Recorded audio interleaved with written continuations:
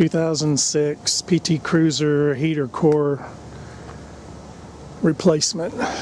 This is going to be a big job, so I'm going to try to document every step of the way. First thing I did was determ the battery. Second thing, evacuate the system, AC system. Got to have the refrigerant out.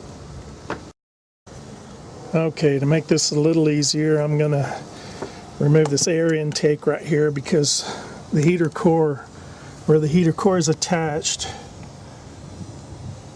is, okay, there's the brake booster, vacuum line for the brake booster, and the hose right underneath it. The two hoses are where the heater core hook up to the firewall. So to make that a little easier on me, I'm gonna take this out of the way. Okay, to get clear access to those two heater hoses right there, I'm gonna have to move this vacuum line out of the way, because the clamps are, yeah, I can't tell if I'm getting them. Clamps are right there, right there.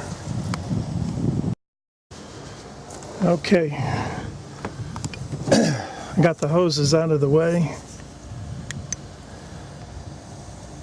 Okay, right there you can see the heater core.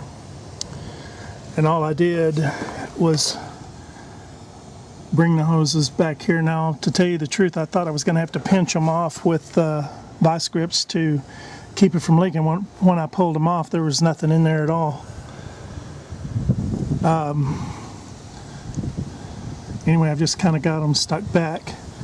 Now, I'll be totally honest, this is, I probably wouldn't be attempting this job if it wasn't for the fact that a young guy had posted a video already on how to do this, because this is such a big job, and he did do an excellent job of explaining and showing. I wanted to do a 2006, I think he did a 2003, and there are some differences, little, minor differences, I grant you, but I wanted to document for a little bit later model.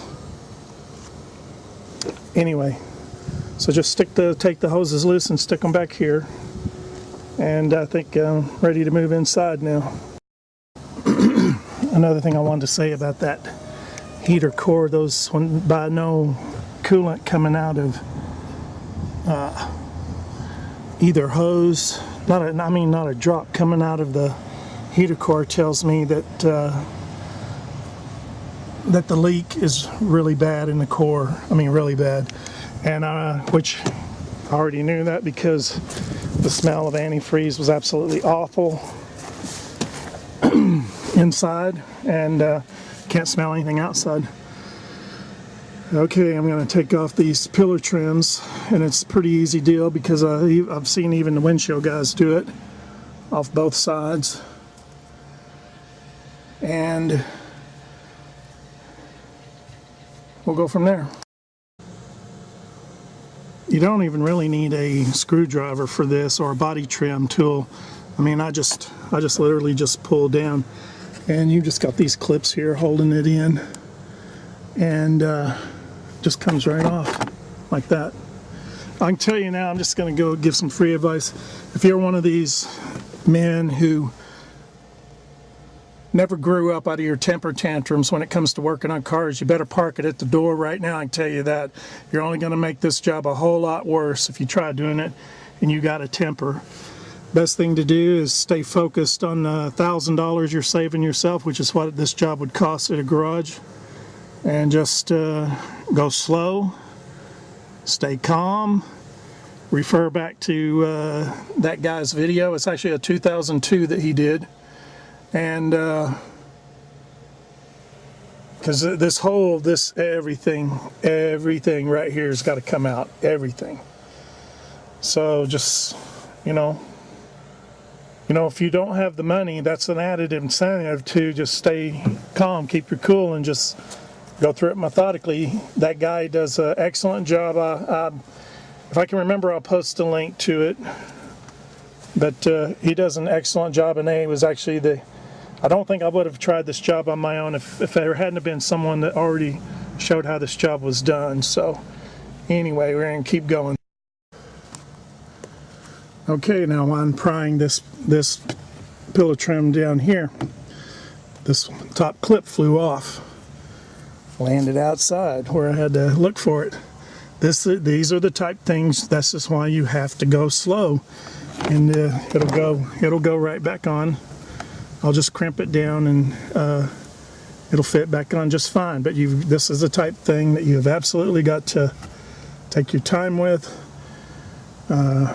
Pull things off slow, and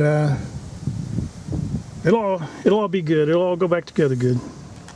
Well, just as a side note, when I take stuff out, I'm keeping it segregated in the back seat. I mean, everything that's on that side, I put over there. Everything on this side, I put over here. And all the screws that may be going to too much trouble, but every screw that I take out, I'm gonna put in these little bags, and I'm gonna label them with a marker, what it is and where it goes. Okay, when it comes to the instrument panel, one thing that is different on the 2006 that's different from the 2002s in the other video is that your windows, at least on mine, this cover, this is not, you don't take this out first, this cluster, the window cluster. This cover fits over all that, so what you have to do is pull the bezel off and then proceed. That's one difference. Okay, these knobs are a little different than what I was expecting. I did have to use my trim removal tool. As you can see, they don't have the usual peg just sticking out, and so I had to use my Harbor Freight, which is what I got it for. Worked great. You just get behind it and give a little tug, and there you go. No problem. But this cover, this trim cover, is a little different than that one that the guy in the 2002 does. So keep going. Okay, on 2006 and later, console bezels, save yourself a lot of grief. They don't just pull off like in the video of the 2002, and the Haynes manual did mention this. I just had a hard time finding it. In the air conditioner vent, there's a Phillips screw right there on both sides.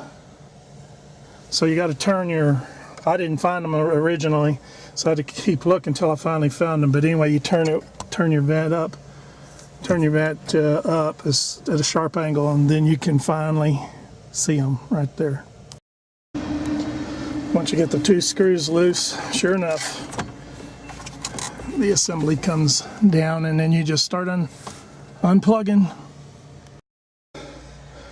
On the back of your clock, this cluster right here, you got this plug, very simple, straightforward, but there is a red keeper right there that's on it. You have to push this up, and you have to be careful that it doesn't go flying out the window, or like it did on me. It didn't actually go out the window, but I did find it. And then you push this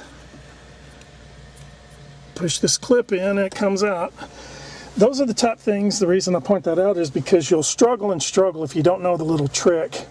And I've been doing electrical work for over 40 years, and these designs change every year. So, you know, knowing where to push, like this was the clock, you just gotta, it's on the bottom side, so you have to feel for it and then just push it in and it'll come out. But you can end up breaking them if you're not careful. And like I said, go slow. It'll all be okay.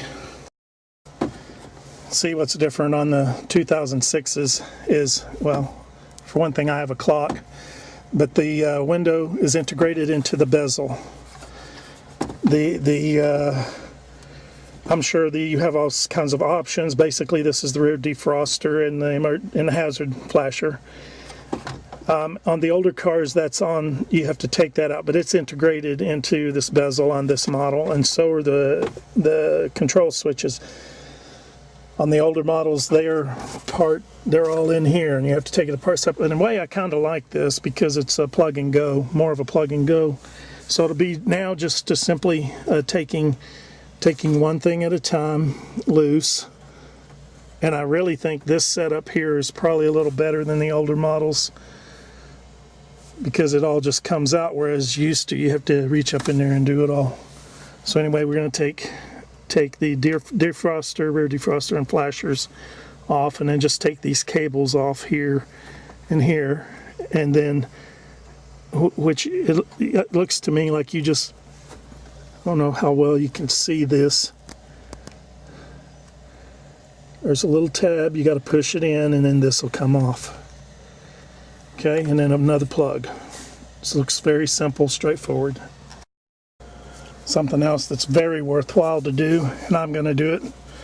So I'm going to use painter's tape. I'm going to wrap it around every cable and every wire, and I'm going to label it. You'd be amazed at how much brain power that'll save you later.